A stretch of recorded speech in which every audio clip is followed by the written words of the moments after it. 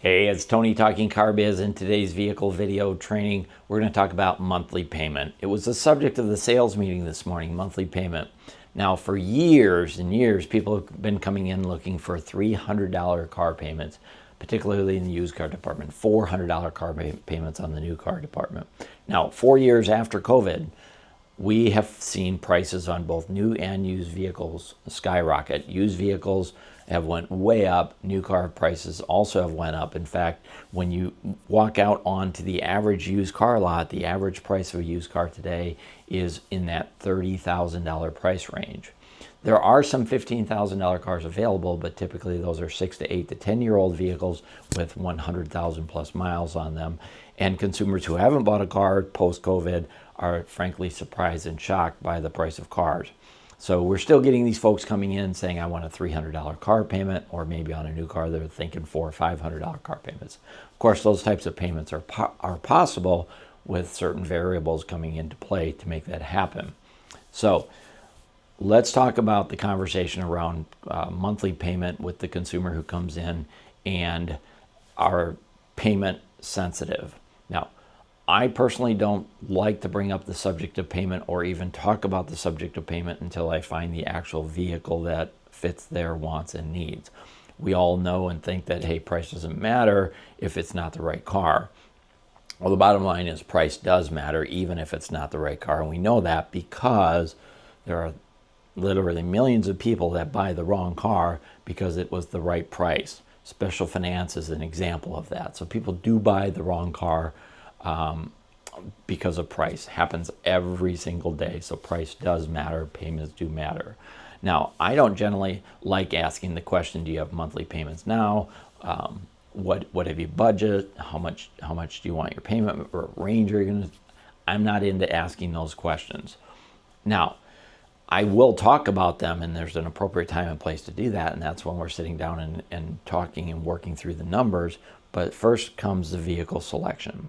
So here's the tactic or technique that I use for this. First of all, I don't ask. That's number one. I don't ask.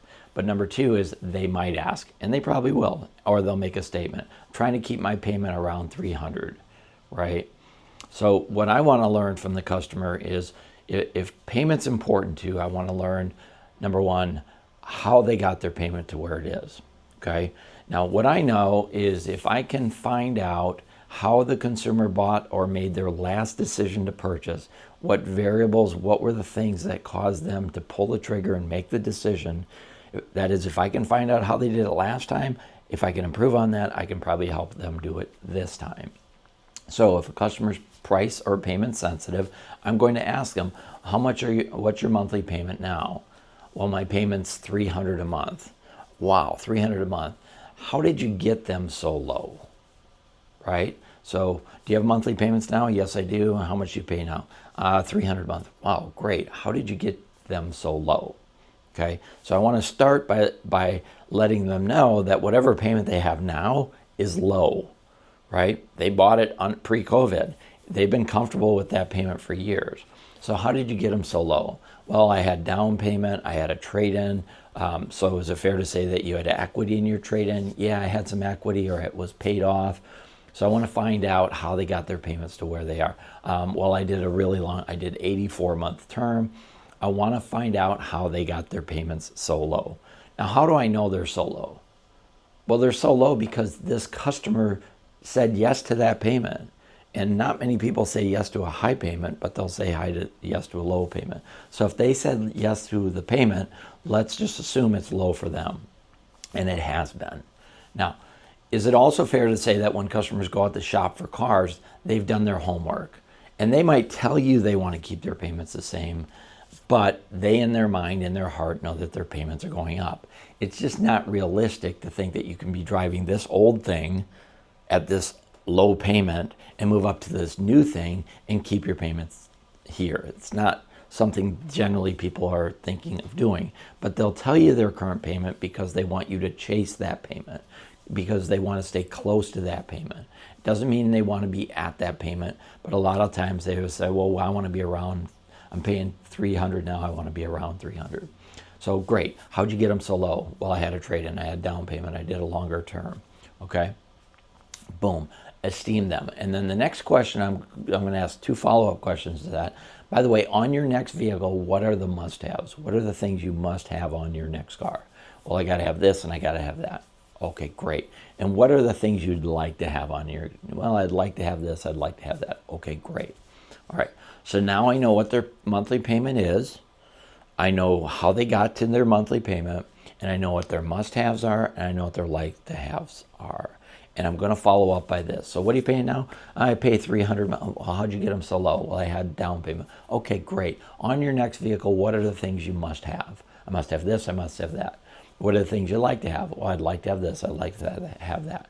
Great. Here's what I'd like to do, Mr. Customer. I'd like to take you out of your current car, move you up to the new car, and show you how to keep your payments the same. Would that work for you? What are they going to say? Yeah, let's go. Super, let's go pick out a car. Now, here's the deal. Keeping their payment at the same price with 0 down isn't happening. Keeping their same payment on the same price on a 12-month loan isn't going to happen. Keeping their same payment on a more expensive car with no money down on a 12-month loan is not going to happen. Okay? But what I do want to know is what they get, how'd they get there? What car do they want to be? What are their must-haves? What are their like-to-haves? Then I'm going to select the car, right? And then I'm going to come and now we're going to start working on the numbers. And we've got some levers to pull when it comes to the numbers. What are our levers?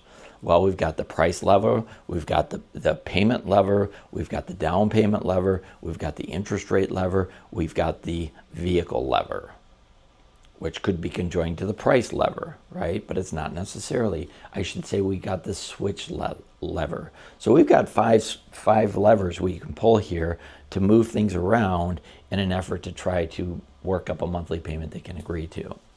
So I think it's important to know what their current payment is, how they got them so low, what are their must-haves, what are their like-to-have, and then say what I'd like to do is move you out of your old car, move you up to the new one, and show you how to keep your payments the same. Would that work for you? Yes, great. Let's go pick a car. Now let's go back to the monthly payment scenario. Let's say that they say they, well, I want to keep, what are my monthly payments going to be? Or I want to keep my payments around $400 a month or whatever. Ask them about the car they're driving in on. By the way, what is your monthly payment now? Well, I don't have a monthly payment. I paid it off. Okay, great. What were they when you had them? This is a great question. What were they when you had them? Well, I was paying $400 a month. I paid it off 2 months ago. Okay, great. Were you comfortable with the $400 monthly payment?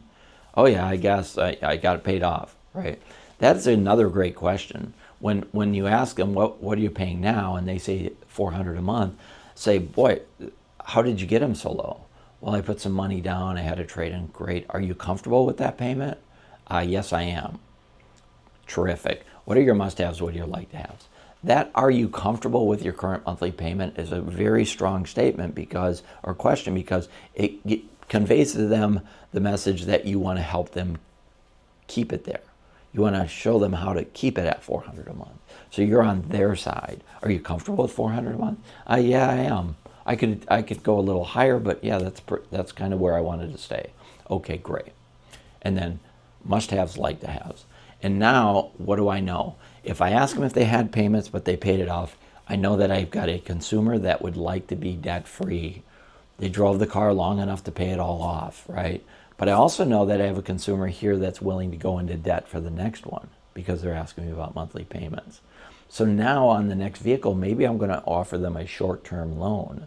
Instead of doing a 5-year loan, maybe I'm going to come back with a 3-year loan and present them a payment with down payment to get them $400 for 3 years. Hey, I got some great news for you. I can keep you at the $400 you're paying now.